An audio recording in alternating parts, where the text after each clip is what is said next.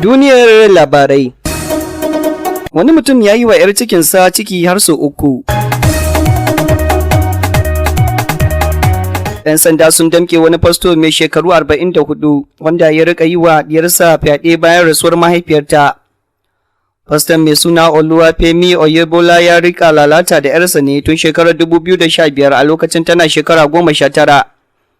Ya yi wa 'yarsa ciki har sau 3 yana zubarwa, hakan ya sa 'yar tashi ta kai ƙararsa wurin 'yan sanda kuma aka kama shi. 'Yan sandan jihar Ogun sun kama wannan fasto ne na cocin Christ Apostolic Church CAC a yankin Ogba Oluwa mai suna Oluwafemi Oyebola da ake zargi da yi wa 'yarsa fyaɗe.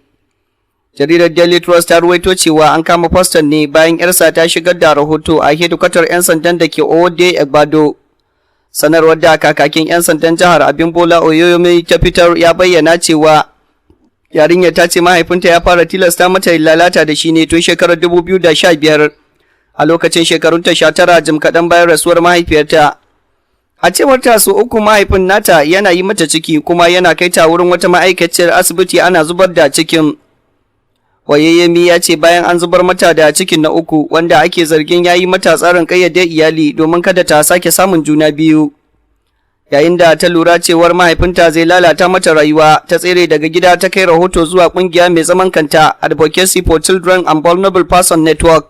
Daga nan kuma suka kai ta ofishin 'yan sanda da ke Owode Egbado.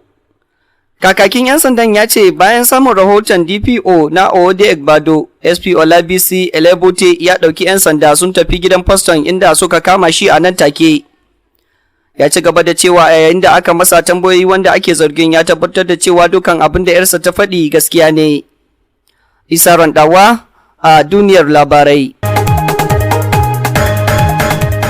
Kar ku manta za ku iya ziyartar YouTube channel dinmu na Randawa Media Concept domin samun labarai da zafi-zafin su da zaran mun dora.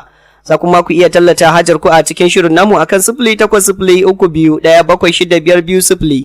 Mun gode sosai, mu kasance tare.